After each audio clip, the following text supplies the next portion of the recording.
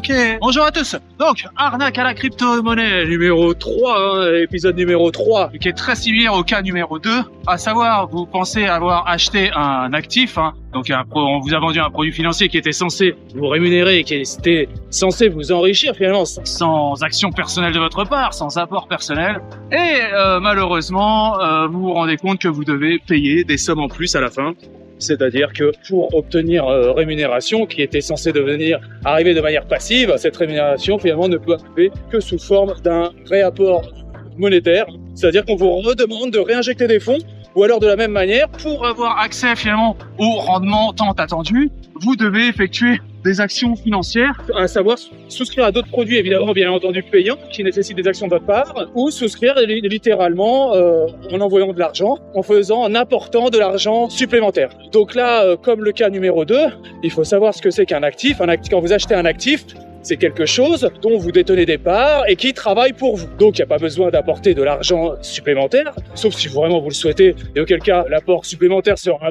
le rendement devrait être proportionnel à l'apport supplémentaire, ce qui, dans ces arnaques, ce n'est jamais le cas. Mais en l'occurrence, en aucun cas, vous ne devriez apporter du monétaire pour recevoir votre rendement tant attendu, ou voire même encore pire, une évolution du cours, parce que finalement, l'évolution d'un cours, de crypto-actifs, de ce que vous voulez, normalement n'a pas grande corrélation avec le rendement que vous devriez recevoir en fait. À la base, vous êtes censé recevoir un rendement sur le bénéfice, enfin sur les actions où sont corrélés votre actif. Vous devriez recevoir uniquement le rendement. L'arnaque, c'est si on vous demande, en plus, donc vous avez souscrit à un produit financier et on vous demande un apport supplémentaire en numéraire ou la souscription d'autres produits financiers pour obtenir un dit rendement, vous n'avez aucunement acheté un actif. Cet actif, normalement, de lui-même devrait vous procurer le rendement. Il faut bien savoir ce que c'est qu'un actif.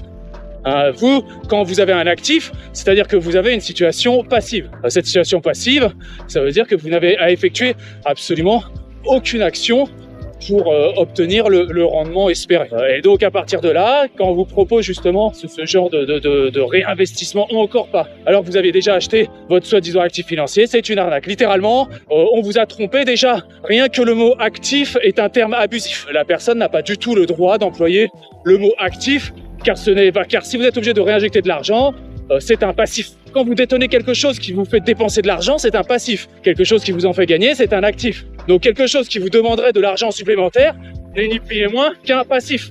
Et en l'occurrence, si votre produit financier, c'est un passif, l'actif, donc celui qui rapporte de l'argent au port, qui ramène de l'argent, finalement, qui va devoir travailler, parce que finalement, pour que vous rameniez encore plus d'argent dans ce produit financier, vous allez devoir travailler, vous. Donc c'est vous l'actif. Vous devenez l'actif de votre produit financier. Votre produit financier est passif.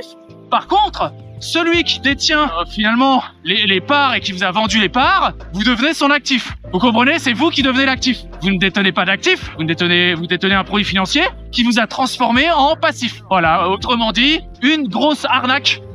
Une bonne grosse arnaque comme on les aime.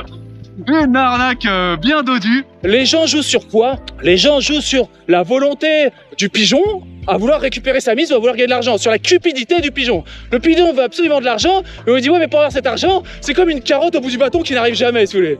Vous êtes là, dans un cas comme ça, vous êtes un âne avec une carotte, et à chaque fois, ou alors on vous met une carotte un peu plus grosse, et on vous dit bah marche, tu vas devoir marcher, et finalement vous pensez accéder à la carotte, mais vous devenez l'actif des personnes malveillantes. Évidemment, à quoi tout ceci est dû, hein?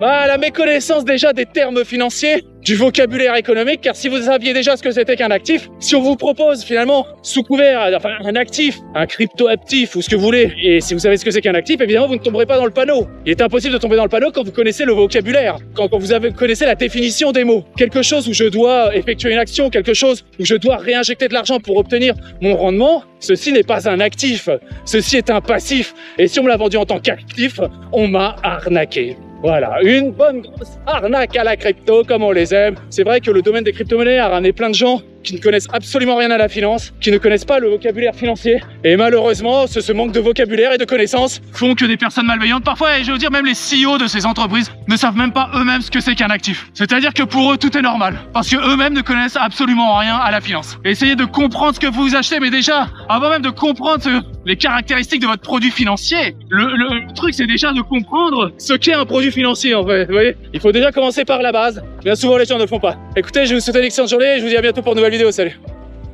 Un grand merci pour avoir visionné cette vidéo en entier. Si cette vidéo vous a plu, n'hésitez pas à vous inscrire sur ma chaîne et à liker cette vidéo. Un petit pouce bleu fait toujours plaisir et m'encourage dans mon travail. Je vous encourage aussi à laisser un commentaire si vous avez des remarques par rapport à la vidéo ou bien à la réalisation. Merci à tous et à bientôt.